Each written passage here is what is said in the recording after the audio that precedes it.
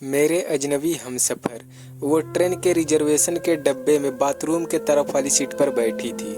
उसके चेहरे से पता चल रहा था कि थोड़ी सी घबराहट है उसके दिल में कि कहीं टीटी आकर पकड़ लिया तो। कुछ देर तक तो पीछे पलट पलट कर टीटी के आने का इंतजार करती रही। शायद सोच रही थी कि थोड़े बहुत पैसे देकर कुछ निपटारा कर लेगी।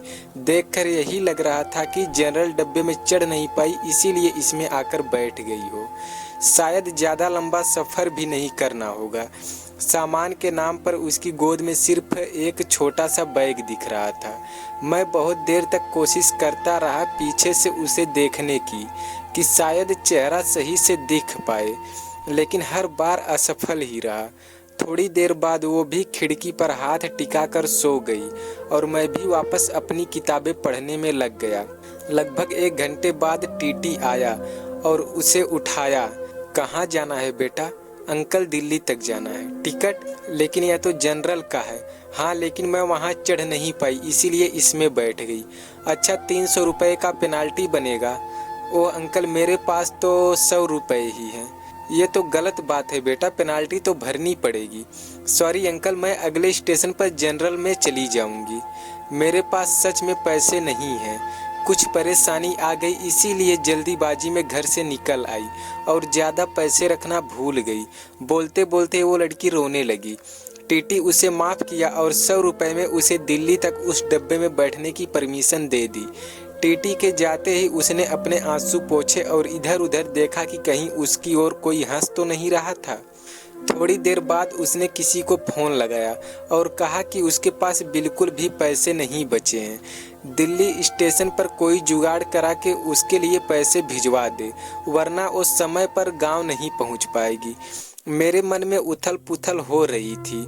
न जाने क्यों उसकी मासूमियत देखकर उसकी तरफ खिंचाव सा महसूस कर रहा था। दिल कर रहा था कि उसे कुछ पैसे दे दूं और कहूं कि तुम परेशान मत हो और रो मत, लेकिन एक अजनबी के लिए इस तरह की बात सोचना थोड़ा अजीब था। उसकी शक्ल से लग रहा था कि उसने कुछ खाया पिया नहीं है, शायद सुबह से, और अब तक उसके पास पैसे भी नहीं थे।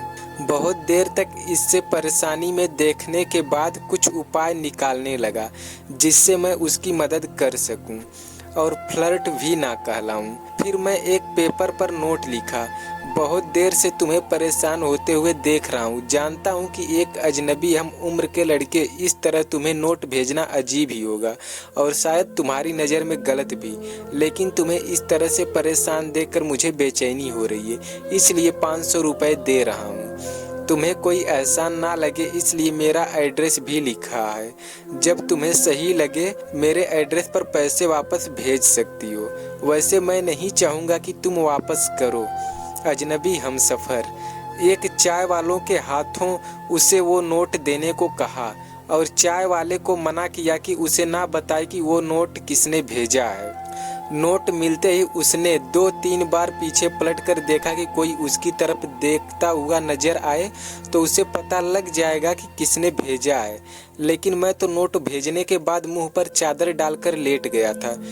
थोड़ी देर बाद चादर का कोना हटाकर देखा तो उसके चेहरे पर मुस्कुराहट महसूस की। लगा जैसे कई सालों से इस एक मुस्कुराहट का इंतजार था।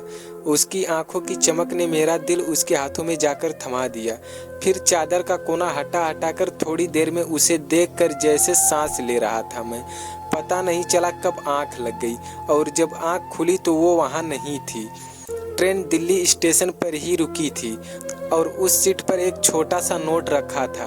मैं झटपट मेरी सीट से उठकर उसे उठा लिया और उस पर लिखा था, थैंक यू मेरे अजनबी हमसफ़र, आपका ये एहसान मैं ज़िंदगी भर नहीं भूलूंगी।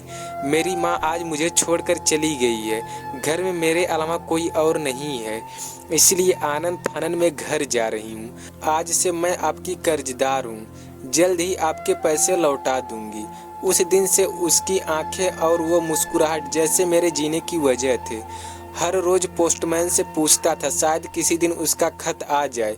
आज 1 साल बाद एक खत मिला जिस पे लिखा था, आपका कर्ज अदा करना चाहती हूँ, लेकिन खत के जरिए नहीं, आपसे मिलकर। नीचे मिलने की जगह और पता लिखा था और आखिर में लिखा था, तुम्हारा अजनबी हमसफ़र।